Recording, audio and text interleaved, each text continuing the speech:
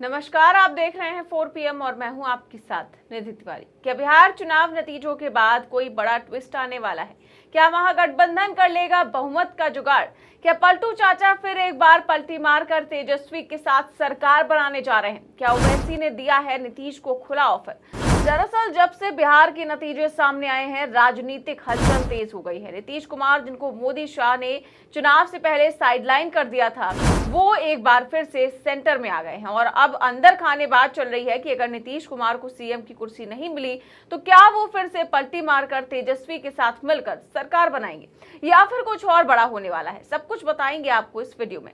साथ ही ये भी बताएंगे कि इन सबके बीच कैसे ओवैसी ने नीतीश के साथ मिलकर सरकार बनाने का खुला ऑफर दे दिया है।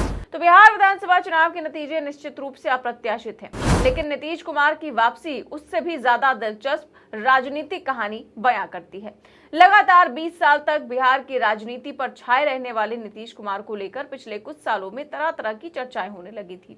उनकी बढ़ती उम्र को लेकर भी काफी कुछ कहा गया। लोग तो उन्हें बिहार का जो बाइडन तक कहने लगे थे। यही नहीं, 2020 के विधानसभा चुनाव में जब जेडीयू सिर्फ 43 सीटों पर सिमट गई थी, तब उनके राजनीतिक अस्तित्व पर ही सवाल उठने लगे थे। बीजेपी बड़े भाई की भूमिका में आ गई थी और सर्वेक्षणों में भी नीतीश की लोकप्रियता लगातार गिरती दिख रही थी। तेजस्वी यादव को भी भरोसा हो गया था कि बिहार का अगला मुख्यमंत्री वही बनने वाले हैं, लेकिन इस चुनाव के नतीजों ने तेजस्वी यादव की उम्मीदों को पंख लगने से पहले ही काट दिया। पिछले 5 सालों में जेडीयू ने जमीन पर जो मेहनत की और संगठन को जिस तरीके से फिर से खड़ा किया, वो इस नतीजे में स्पष्ट दिखता है। 2020 में जेडीयू को सिर्फ 43 सीटें मिली थी, लेकिन इस बार उसने 85 सीटें जीतकर अपनी दमदार वापसी दर्ज की।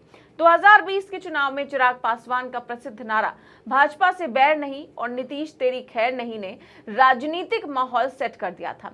एलजेपी-आरवी ने उस चुनाव में 135 उम्मीदवार उतारे थे और उनकी रणनीति जेडीयू के ज्यादातर उम्मीदवारों को सीधा नुकसान पहुंचाने की थी। बाद के विश्लेषण में ये बात सामने आई कि जेडीयू की लगभग 34 सीटों पर जेडीयू की हार जितने वोटों से हुई, उससे ज्यादा वोट चिराग की पार्टी ले गई। यानी अगर एलजेपी उन सीटों पर उम्मीदवार नहीं उतारती तो जेडीयू की सीटें 75 से अधिक हो सकती थी। लेकिन इस बार चिराग की एनडीए में वापसी से नीतीश को सीधा फायदा मिला।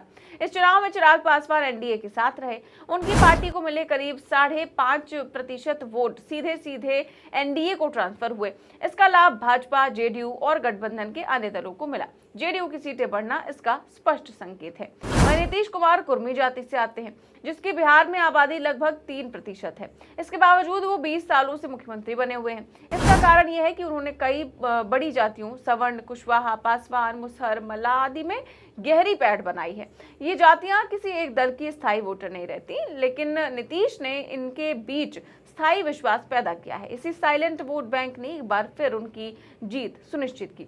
जानकारों का कहना है कि भाजपा ने भी जेडीयू के स्तर के प्रदर्शन की उम्मीद नहीं की थी। उन्हें लगा था कि जेडीयू की सीटों में सुधार हो सकता है, लेकिन 101 में से 85 सीटें जीतना अनुमान से कहीं ज्यादा था। अब देखिए, 2020 में भले ही नीतीश को मुख्यमंत्री की कुर्सी मिली थी, लेकिन अधिक सीटें भाजपा के पास होने के कारण वो राजनीतिक दबाव में थे। पर इस बार परिणामों ने पूरी तस्वीर बदल दी है। जेडीयू और भाजपा बराबरी की स्थिति में है और मुख्यमंत्री की कुर्सी भी नीतीश कुमार के पास सुरक्षित है। लेकिन भाजपा जो 89 सीटों के साथ अभी भी जेडीयू से 4 सीटें आगे चल रही है, क्या वो नीतीश को मुख्यमंत्री बनाने के लिए इच्छुक है या फिर नहीं, या फिर वो चिराग के साथ मिलकर नीतीश को किनारे लगाने की फिराक में है? और अगर ऐसा हुआ तो क्या नीतीश कुमार पलटी मारकर तेजस्वी के साथ सरकार बना सकते हैं? तो अब देखिए, ताजा आंकड़ों की तरफ नजर डालें तो भाजपा के खाते में 89 सीटें दिखाई दे रही हैं।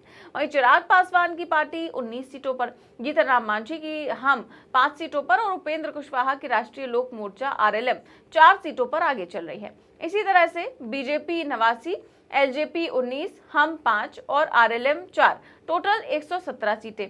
बीजेपी, एलजेपी, हम और आरएलएम को मिलाकर कुल 117 सीटें होती हैं, जो 283 सदस्यों वाली बिहार विधानसभा में बहुमत के लिए काफी है। इसका मतलब यह है कि बीजेपी जेडीयू की मदद के बिना भी सरकार बना सकती है। लेकिन अगर नीतीश चाचा ने पलटी मार दी और तेजस्वी से हाथ मिला लिया तो फिर क्या होगा? तो देखिए, जेडीयू की सीटें जो है 85 हैं, आरजेडी की 25 हैं, कांग्रेस 6 और लेफ्ट 5, टोटल 121 सीटें। तो जेडीयू, आरजेडी, कांग्रेस और लेफ्ट को कुल मिलाकर के 121 सीटें हो जाएंगी। और अगर एआईएमआईएम के 5 विधायकों ने साथ दे दिया तो आराम से नीतीश दोबारा सीएम की कुर्सी पर बैठ सकते हैं। और इसी गणित को देखते हुए ओवैसी की पार्टी ने नीतीश को एक खुला ऑफर भी दिया है। दरअसल एआईएमआईएम बिहार सेल ने एक्स पर पोस्ट करते हुए लिखा कि अभी भी मौका है। JDU, RJD, Congress, AIMIM, CPIML, CPIM equal to सरकार। इससे साफ संकेत मिलता है कि विपक्षी दल नीतीश को अभी भी ललचाने की कोशिश कर रहे हैं। मतलब साफ है कि अगर मोदी शाह ने जरा भी चालबाजी की तो नीतीश उनको झटका दे सकते हैं। अब देखिए, चुनाव से पहले ये भी माना जा रहा था कि हो सकता है कि मोदी शाह बिहार में महाराष्ट्र की तरह नीतीश की पार्टी को तोड़ सकते हैं। लेकिन अब जिस तरीके से चुनावों में नीतीश चमके हैं, उससे उनकी जो छवि है और ज्यादा मजबूत हो गई है। ऐसे में उनका कोई विधायक उनका साथ नहीं छोड़ना चाहेगा। लेकिन इस नतीजे से ये तो साफ हो गया है कि बिहार की राजनीति में अभी कुछ भी संभव है। इन्हीं संभावनाओं को देखते हुए सुबह से एनडीए गठबंधन के नेता नीतीश कुमार से मुलाकात करने पहुंच रहे हैं। इसी बीच उनसे मुलाकात करने पहुंचे चिराग पासवान ने नीतीश कुमार को लेकर क्या कुछ कहा, सुनिए। सुबह मुख्यमंत्री जी से मुलाकात का समय हुआ। लोक जनशक्ति पार्टी रामविलास का प्रतिनिधि मंडल मुख्यमंत्री जी से मुलाकात कर उनको विधिवत तौर पर जिस तरीके से उनके नेतृत्व में एनडीए गठबंधन ने चुनाव लड़ने का काम किया, उसके लिए हम सब ने मिलकर उनको बधाई दी। एक बधाई कल मैं उनको फोन के माध्यम से पहले ही दे चुका था, पर आज विधिवत तरीके से मिलकर न सिर्फ उनको हम लोगों ने बधाई देने का काम किया, बल्कि आने वाले दिनों में क्या रूपरेखा सरकार की गठबंधन की रहेगी, उस पर भी हम लोगों ने चर्चा करने का काम किया। आज जब यहां आप सबके सामने आपसे रूबरू हो रहा हूं और एक ऐसे कार्यालय में, जिस कार्यालय से मेरे नेता, मेरे पिता आदरणीय रामविलास पासवान जी की पुरानी यादें जुड़ी हुई हैं, आज मुझे इस बात की खुशी है, इस बात का गर्व है कि आज कहीं ना कहीं हमारी पार्टी ने अपनी मेहनत, अपने परिश्रम से, कार्यकर्ताओं की मेहनत परिश्रम से आज पार्टी ने अपने आप को उस मुकाम तक लेकर जाने का काम किया जो सोच मेरे नेता आदरणीय रामविलास पासवान जी की रही। सन 2000 में जब से पार्टी का गठन हुआ, तब से लेकर अभी तक ये दूसरा पार्टी का सबसे बेहतरीन प्रदर्शन रहा। पहला प्रदर्शन 2005 में जब बिना किसी गठबंधन में मेरे नेता ने चुनाव लड़ने का काम किया, 29 विधायक जीते, पर परिस्थितियों वर्ष उस वक्त सरकार नहीं बनी और जिस तरीके से दोबारा चुनाव होने पर पार्टी का प्रदर्शन 2005 नवंबर में जब चुनाव हुए तो उस तरीके का नहीं रहा जो पहले फरवरी में हुए चुनाव में रहा था। और तब से निरंतरता में पार्टी ने कई संघर्ष के दौर देखे। 2009-2010 का एक ऐसा दौर आया जब 2009 लोकसभा में मेरे नेता आदरणीय रामविलास पासवान जी खुद भी उस वक्त वो चुनाव नहीं जीत पाए थे। वो एक कठिन समय जरूर पार्टी का था, पर उन्होंने हार नहीं मानी और 2014 में एक शानदार वापसी, उन 5 सालों में जिस तरीके से उनका संघर्ष रहा, एक शानदार वापसी उन्होंने करने का काम किया। इतिहास कहते हैं कि अपने आप को दोहराता है।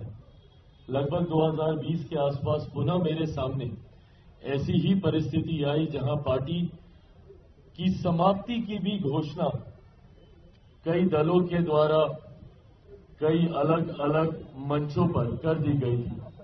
2020 में पार्टी का प्रदर्शन अपेक्षा के अनुरूप नहीं रहा और उसके बाद 2021 में जिन उतार चढ़ाव से पार्टी और मैं खुद व्यक्तिगत तौर पर गुजरा, कहीं ना कहीं 2022 आते आते तक ये मान लिया गया था कि लोक जनशक्ति पार्टी और चिराग पासवान समाप्त है। पर मेरी रगों में भी मेरे नेता, मेरे पिता आदरणीय रामविलास पासवान जी का खून। 2009 के बाद ना उन्होंने हार मानी थी और संघर्ष कर पार्टी को ऊंचाइयों तक वो लेकर गए थे। उन्हीं का खून मेरी रगों में है। 2020 में जब प्रदर्शन हम लोगों की अपेक्षा के अनुकूल नहीं रहा, मैंने भी उन्हीं से ही सीख लेते हुए पार्टी को नई ऊंचाइयों तक लेकर जाऊंगा, ये संकल्प लिया। 2024 में गठबंधन ने अपना विश्वास जताते हुए एक सांसद वाली पार्टी को 5 लोकसभा की सीटें दी लड़ने की और 5 की 5 हम लोग जीते। और विधानसभा में 0 विधायक वाली पार्टी, मैं एक विधायक बोलने लगा था और बोलते बोलते याद आया कि जो विधायक थे वो भी पार्टी का साथ छोड़कर चले गए थे और उन्होंने दूसरे दल का साथ थामा था। तो ऐसे में एक 0 विधायक वाली पार्टी को जिस तरीके से गठबंधन ने विश्वास जताकर 29 सीटें देने का काम किया और 29 में भी ऐसी सीटें देने का काम किया जो गठबंधन ने विश्वास रखा कि ये कठिन सीटें हैं और ये कठिन सीटें लोक जनशक्ति पार्टी रामविलास चिराग पासवान ही जिता कर ला सकते हैं। मेरे लिए ये बहुत बड़ी बात थी। तो नीतीश कुमार के इर्द गिर्द घूम रही बिहार की ये पूरी कहानी एक बार फिर वही पुराना सच साबित कर रही है कि बिहार में गणित जितना मायने रखता है उतना ही बड़ा खेल केमिस्ट्री का भी होता है।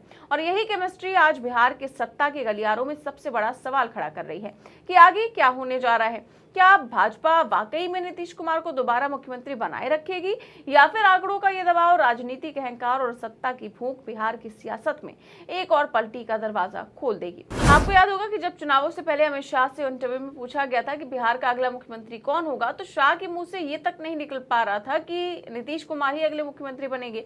वो कह रहे थे कि विधायक दल ये तय करेगा और यही चिराग तब अमित शाह के साथ खड़े नजर आ रहे थे। यहाँ तक कि पीएम मोदी ने तो चुनावी रैलियों में एक बार भी खुलकर नहीं कहा कि नीतीश कुमार ही अगले मुख्यमंत्री होंगे, जिससे साफ संकेत मिलते हैं कि मोदी शाह की कभी मंशा ही नहीं थी कि नीतीश कुमार आगे मुख्यमंत्री बने रहें। वो तो इस बार तैयारी में थे कि भाजपा के किसी नेता को मुख्यमंत्री बनाकर नीतीश को घर बैठा देंगे। कई ऐसे रिपोर्ट भी आई थी जहां पता चला कि भाजपा ग्राउंड पर जेडीयू को कमजोर करने में लगी है, लेकिन रिजल्ट आते ही मोदी शाह की सारी प्लानिंग उल्टी पड़ गई। नीतीश ने बता दिया कि राजनीति के असली चाणक्य कौन है। अब ऐसे में सवाल उठता है कि क्या मन मारकर मोदी शाह को नीतीश कुमार को ही मुख्यमंत्री बनाना पड़ेगा या फिर वो चिराग के साथ मिलकर फिर से एक बार नीतीश को चैलेंज करेंगे, या फिर अब एक बार फिर नीतीश तेजस्वी के साथ मिलकर मोदी शाह को मात दे सकते हैं।